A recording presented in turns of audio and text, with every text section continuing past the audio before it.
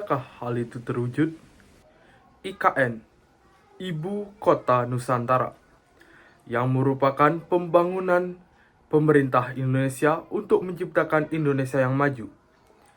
Sesuai dengan visi Indonesia tahun 2045, yaitu menciptakan Indonesia emas dengan membangun identitas nasional.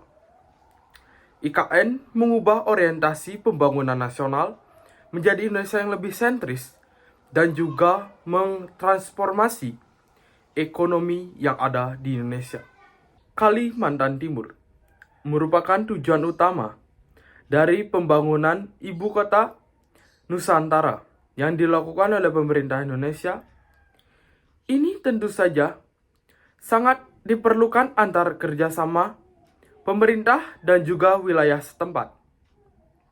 Sehingga pembangunan nasional seperti infrastruktur, istana negara, gedung DPR, gedung MPR, dan juga hotel-hotel yang akan dibangun dapat berlangsung dengan mudah. Ini tentu saja memerlukan lahan yang sangat luas di wilayah tersebut. Pembangunan dengan tujuan perubahan dengan berskala nasional yang dilakukan oleh pemerintah pasti bukan suatu hal yang mudah. Banyak polemik di dalam masyarakat dan juga pemerintah dalam menghadapi hambatan dalam pembangunan berskala nasional. Salah satu kasus yang diterbitkan oleh BBC News Indonesia tanggal 27 Februari 2024 dan diperbaharui pada tanggal 2 Maret 2024 dengan judul berita 9 petani yang dituduh mengancam proyek pembangunan bandara VVIP IKN kini telah dilepaskan dari rutan.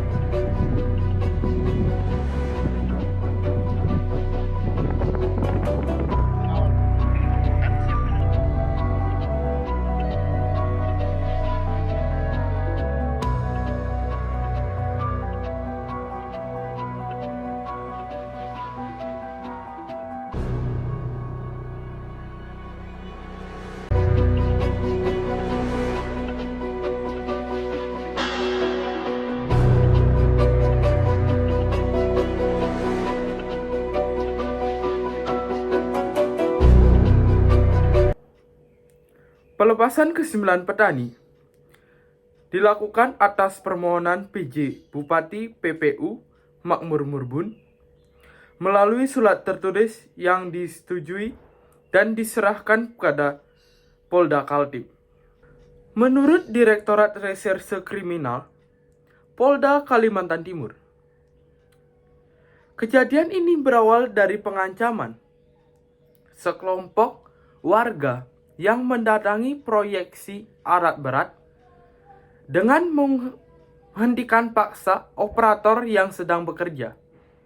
Dan juga pada tanggal 24 Februari 2024, sekelompok pemuda yang sama dengan berbekal senjata tajam berupa mandau kembali meminta untuk menghentikan proyek pembangunan yang dilakukan oleh operator, sehingga pengawas operator dari bandara hari itu pula mengajukan surat kepada Polda Kalimantan Timur. Namun, di balik itu semua, menurut kronologi dari warga, ini merupakan salah satu tindakan yang sewenang-wenang yang dilakukan oleh pemerintah kepada warga masyarakat di Pantai Langu. Ardiansyah, salah satu warga dari Pantai Langu, menyebutkan ini adalah suatu tindak kriminalisasi terhadap warga yang sedang mempertahankan haknya, yang dimana warga sama sekali tidak menentang adanya pembangunan bandara, tapi dia meminta hak-hak yang harus mereka terima atas ganti rugi, seperti lahan yang sudah mereka jaga berpuluh-puluh tahun sebelum adanya suatu gagasan proyek pembangunan IKN ini. Mereka meminta ganti rugi atas lahan dan juga tanam tumbuh yang mereka sudah rawat berpuluh-puluh tahun, dan juga uang yang harus mereka terima atas ganti rugi yang memadai atas kerugian yang mereka hadapi. Dalam Undang-Undang Pokok Agraria yang menjadi landasan hukum, yaitu tentang pengambil alihan lahan yang dilakukan oleh pemerintah dengan tujuan untuk pembangunan bangsa dan negara atau pembangunan rakyat, hak-hak atas tanah dapat dicabut dengan memberikan ganti rugi yang layak untuk warganya sesuai dengan undang-undang. Perubahan dengan tujuan menciptakan Indonesia maju, Indonesia unggul, Indonesia berkembang, dan juga menciptakan suatu negara yang maju di kancah internasional sesuai dengan visi Indonesia tahun 2045, menciptakan Indonesia emas. Tentu bukan suatu hal yang mudah. Kita sebagai generasi muda penerus bangsa, tonggak muda yang menjadi pewaris dari segala kekayaan Indonesia saat ini. Kita sebagai generasi muda yang cerdas, unggul, dan berprestasi, tentu menjadi harapan besar terhadap negara Republik Indonesia untuk menciptakan Indonesia emas tahun 2045. Segala suatu perubahan tentu saja mempunyai hambatan-hambatan yang harus dihadapi. Seperti kasus yang saya paparkan tadi, merupakan salah satu kasus yang dimana pemerintah harus mengantisipasi dengan memberikan alternatif dari pemecahan masalah yang terjadi di masyarakat. Masyarakat menentang tentang kebijakan pemerintah karena masyarakat menganggap sesuatu yang mereka miliki, sesuatu yang mereka jaga berpuluh-puluh tahun, kini pemerintah dengan sewenang-wenang mengambil segala yang mereka miliki, sehingga hak-hak yang mereka dapatkan sebelumnya merasa sekarang dirampas. Tentu saja, pemerintah harus menyediakan suatu ganti rugi, baik itu berupa ganti rugi tanah, ganti rugi bangunan, dan juga ganti rugi dalam bidang pertanian. Adapun beberapa alternatif dari pemerintah yang pemerintah dapat lakukan untuk menanggulangi, untuk memberikan harapan bagi mereka yang merasa hak-haknya dirampas. Menanggulangi kasus perampasan lahan yang dirasakan oleh warga Kalimantan Timur, maka pemerintah wajib mencarikan alternatif bagi warga.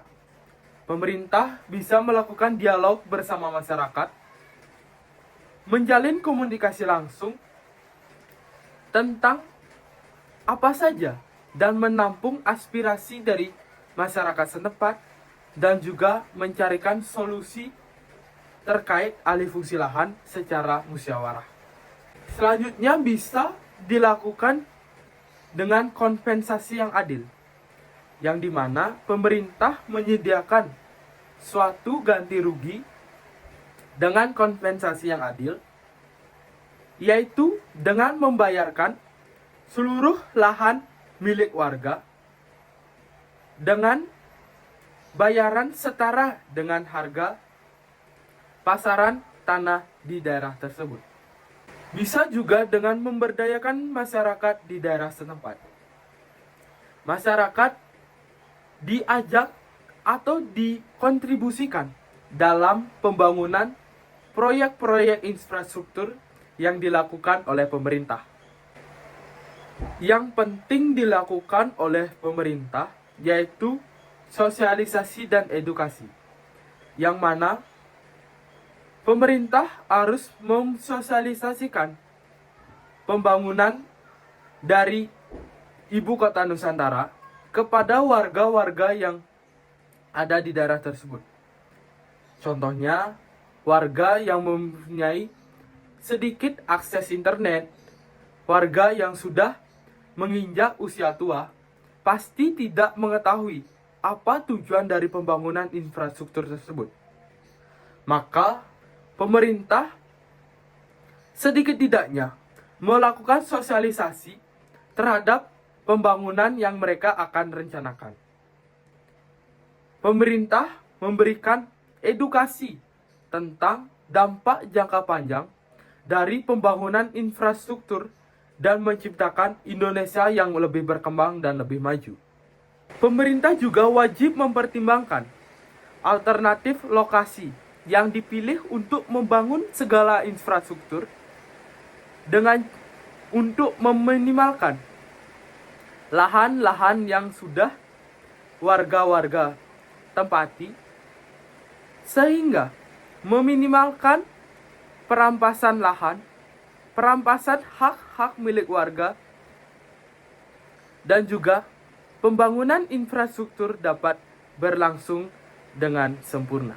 Dengan pendekatan secara inklusif dan berkelanjutan, maka segala pembangunan infrastruktur yang dilakukan oleh pemerintah tanpa mengorbankan hak-hak warga masyarakat setempat dapat terlaksana dengan baik. Kita tunggu sebagai generasi muda penerus bangsa. Semoga Indonesia Emas tahun 2045 dapat terwujudkan dengan baik. Menciptakan Indonesia yang unggul, Indonesia yang berkembang, Indonesia yang maju, tentu menjadikan aspek besar perubahan berskala nasional. Segitu saja pemaparan terkait isu hak dan kewajiban setiap warga negara. Saya ucapkan terima kasih.